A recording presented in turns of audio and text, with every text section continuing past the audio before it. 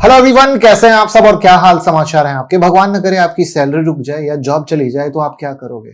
सुन के झटका लगा होगा, बट ये मैं आपको एक रियल स्टोरी बताऊंगा कि कैसे किसके साथ हुआ, तो किसने इस चीज को बहुत अच्छे से सरवाइव किया और कौन इसको सरवाइव नहीं कर पाया, और आज की डेट में जिस तरीके से नौकरी जा रही है आपको क्या करना चाहिए। कुछ महीने पहले रात के 2 बजे मेरे फोन की घंटी बजती है और मेरे दोस्त का फोन था। मैंने उठाया, दूसरी तरफ से आवाज आती है, यार नौकरी गई।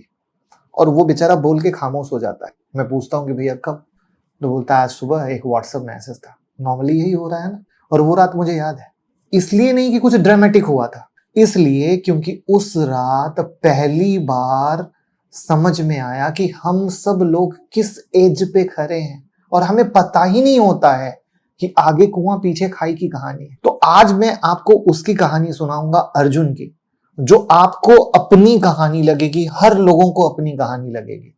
और तब आप कहोगे नहीं भैया, अब तो जागने का वक्त आ गया है। सुबह के 7:23 थे। अर्जुन चाय बना रहा था, फोन उठाया, उसने अपना व्हाट्सएप चेक किया। मैसेज था एचआर का message, dear Arjun, due to organization restructuring your services are no longer required. अब आपको पता है कि आज के डेट में क्या होता है, परिवार की जिम्मेदारी है, बहुत सारी जिम्मेदारी है, पैर के नीचे से जमीन खिसक जाती है। उसने 3 बार मैसेज पढ़ा, हाथ कांप रहे थे और उसके समझ नहीं आया मैं करूं तो क्या करूं, क्योंकि ईएमआई में इंसान अलग फंसा रहता है। 35 साल का है, पुणे में रहता था, आईटी कंपनी में था 6 साल से, 72,000 रुपए की सैलरी थी। सुनने में आपको बहुत अच्छा लग रहा होगा, क्योंकि आईटी कंपनी में हो, पुणे में हो और 72,000 की सैलरी हो। सबसे पहले लोग क्या करते हैं, महंगा घर, महंगी गाड़ी, महंगी बाइक सब ईएमआई पे ले लेते हैं। अब सुनिएगा, उनके घर का किराया 18,000 रुपए, होम लोन की ईएमआई 14,500 रुपए, कार लोन 8200 रुपए, बच्चों की स्कूल फीस 3700 रुपए, माँ बाप जो लखनऊ में रहते हैं उनको 6,000 रुपए देना, बाप की बीपी की दवाई अलग चलती थी, ग्रोसरी, पेट्रोल, बिजली 15,000 रुपए, टोटल जिम्मेदारी 65,400 पर मंथ। और सेविंग खाते में पता है कितने रुपए पड़े थे, सिर्फ 34,000 रुपए। और अर्जुन ने कभी कैलकुलेट ही नहीं किया था, आज किया उस समय। तो जवाब क्या था, 23 दिन। पूरी जिंदगी, 2 बच्चे, बूढ़े माँ बाप और सिर्फ 23 दिन। क्यों? सर्वाइवल के पैसे खत्म पे। अब आप सोचिए आपका नंबर क्या है। अभी कैलकुलेट मत कीजिए, फील कीजिए, कंफर्टेबल लगा, अनकंफर्टेबल लगा, और उस फीलिंग को अपने पास रखिए। क्योंकि अब हम वापस आते हैं अर्जुन पर। पहले अर्जुन के पूरे दिन को समझने की कोशिश करते हैं। तो उसकी वाइफ प्रिया, उसको पता था कुछ हुआ है। उसने एक बार पूछा सब ठीक है। अर्जुन ने कहा हाँ बस सर दर्द है। झूठ। दोपहर को उसकी बच्ची आनी है, स्कूल से आती है, बैग सोफे पे बच्चे फेंकते हैं, नॉर्मल बोली पापा मुझे कलर पेंसिल चाहिए, मिस ने प्रोजेक्ट के लिए बोला है। अर्जुन ने कहा हाँ ले आएंगे। अब सोचो कहां से लाएंगे, बट बच्चे के मन के लिए कहा ले आएंगे, अंदर से तीर लगता है खामोशी में। रात को सब सो गए, अर्जुन अकेला बैठा था लिविंग रूम में अंधेरों में। कैलकुलेटर खोला, एक कागज निकाला, लिखने लगा ईएमआई अगले हफ्ते जाएगी, किराया 1 को जाएगा, स्कूल फी 15 को जाएगी, पापा की दवा भेजनी है। फिर उसने एक लाइन लिखी, कितने दिन चले गए, जवाब आया 23 दिन। उसने वो कागज फोल्ड किया, जेब में रखा, किसी को नहीं दिखाया। मैं समझ सकता हूं कि आप सब इसको सुन रहे होगे तो आपको बहुत भारी लग रहा होगा, लेकिन ये सिर्फ अर्जुन की कहानी नहीं है।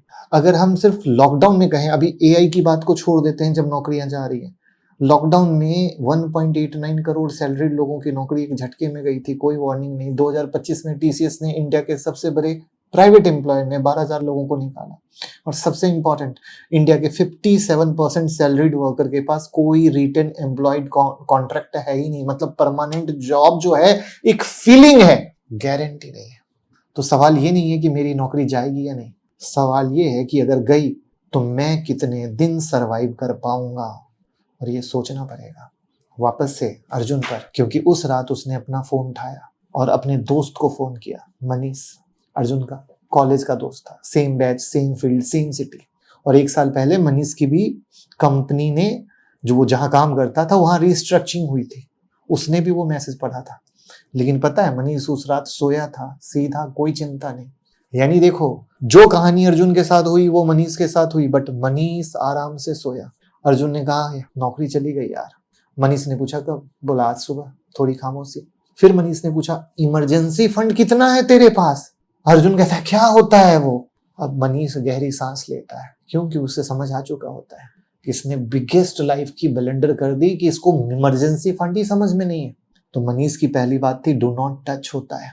3 साल पहले जब सब ठीक था तो मैंने एक काम किया था जो सबको स्टूपिड लगता था। एक अलग सेविंग खाता खोला था, नाम रखा था डू नॉट टच। हर महीने 8,000 रुपए डालता था, म्यूचुअल फंड से पहले, इन्वेस्टमेंट से पहले, सबसे पहले। लोग हंसते थे, अरे तू बड़ा बोरिंग है यार। मैं सब सुन लेता था, मुस्कुराता था। ये मनीष का जवाब था। और 18 महीने में हो गए थे 1.44 लाख रुपीज। जब नौकरी गई थी ना तो 5 महीने का क्वेश्चन था। मैंने बोला ना मनीष के साथ भी हुआ था। तो उसके पास इमरजेंसी फंड था 5 महीने का। पैनिक नहीं आया, क्योंकि टाइम था सोचने का, टाइम था ढूंढने का, टाइम था सही डिसीजन लेने का, टाइम था आगे बढ़ने का।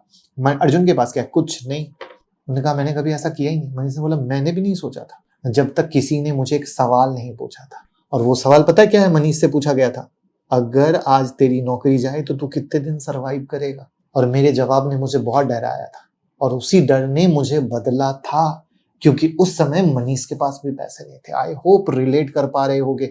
और मुझे लगता है बहुत रेयर लोग मनीष होंगे, मैक्सिमम लोग अर्जुन ही होंगे। मीन क्या हुआ? हमारे एसेंशियल खर्चे निकालो, रेंट या EMI, grocery, school fee, petrol, parent, दवाई, सिर्फ एसेंशियल। एंटरटेनमेंट बाद में। उस नंबर को 6 से मल्टीप्लाई करो, वो है हमारा minimum emergency fund. Single income family को 9 से मल्टीप्लाई करना चाहिए। और कहाँ रखना चाहिए? 30% saving account, instant access 30% fix deposit, safe और गारंटेड 40% लिक्विड फंड।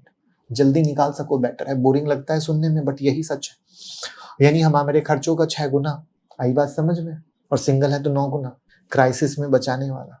तो अब यहाँ पे अर्जुन पूछता है कि तू शांत था जब तेरी नौकरी गई, सिर्फ इस अकाउंट की वजह से? मनीष ने बोला नहीं, अकाउंट ने टाइम दिया, लेकिन डर इसलिए नहीं आया क्योंकि एक और चीज थी। 2 साल पहले एक सैटरडे दोपहर में बैठा था, कुछ नहीं कर रहा था। मैंने फाइबर पे एक प्रोफाइल बनाई डेटा एनालिसिस प्रोजेक्ट के लिए। पहले ऑर्डर 3 हफ्ते बाद आया, मेहनत लगी, 1200 रुपए का था। मैंने अपनी वाइफ को बताया तो वो हंसी, इतने में क्या होगा?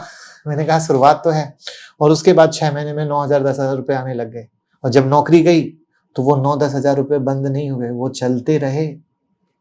यानी मैंने इमरजेंसी फंड भी बनाई, अपने टैलेंट से फाइवर पर फ्रीलांस भी किया, दोनों काम किया। तो अर्जुन बोलता है मेरे पास भी एक्सेल अच्छा आता है, मेरे पास भी नॉलेज है आईटी की, मैं चीजें कर सकता हूँ। मनीष ने बोला प्रोफाइल बना।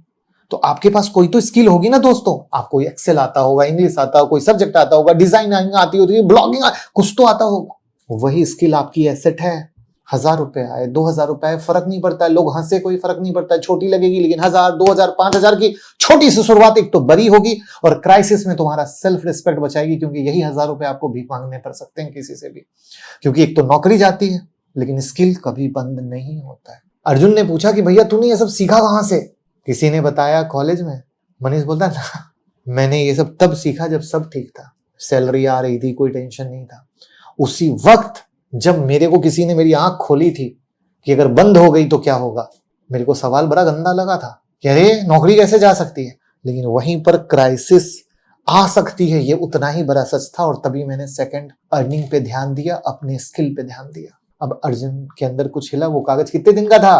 23 दिन का। उसने निकाला, देखा, और फिर उल्टा करके लिखा, पहला काम कल सुबह क्या करना है, बस जो ज्ञान मिला है उसको फॉलो करना है। अब यहाँ पर 3 हफ्ते बाद अर्जुन ने अपनी वाइफ को बताया। वाइफ रोने लग गई, फिर संभली, बोला हैंडल कर लेंगे।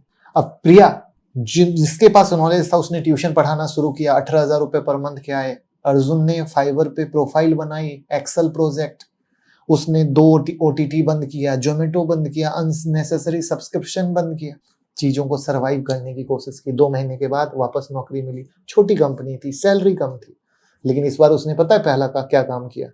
एक नया अकाउंट खोला, नाम रखा कबीर अन्य फंड, अपने बच्चों के नाम पर, और 6,000 रुपए पहले महीने डाले। अब उसकी वाइफ ने पूछा ये क्या है?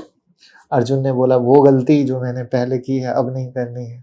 क्या पता कब नौकरी जाए तो मेरे पास ये इमरजेंसी फंड तो रहेगा, अपने परिवार को रोड पे नहीं आने दूंगा, किसी के सामने जाके हाथ नहीं फैलाऊंगा। वीडियो के शुरू में मैंने कहा था, हो सकता है आप कंफर्टेबल हो सकता है आप कंफर्टेबल ना हो। तो अब सीधा सवाल पूछता हूँ, अगर आज आपकी सैलरी बंद हो जाए या नौकरी चली जाए, कितने दिन चलोगे? अभी इस वीडियो को पॉज करो, कैलकुलेटर खोलो, एक कागज लो, उसमें अपनी एसेंशियल मंथली खर्चे, सेविंग में कितना है और मैं कितने दिन चलूंगा, वो दिन लिखो और कमेंट में बताओ।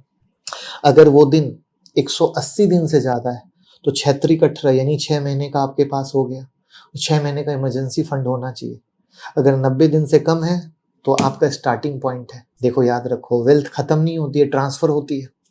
किसके पास? उन लोगों के लिए जो रेडी है। तो आज रात सिर्फ एक काम करना है, वो नंबर निकालना है। अनकंफर्टेबल लगेगा, अजीब सा लगेगा, लेकिन वही होगा अर्जुन वाला मोमेंट रात के 2 बजे।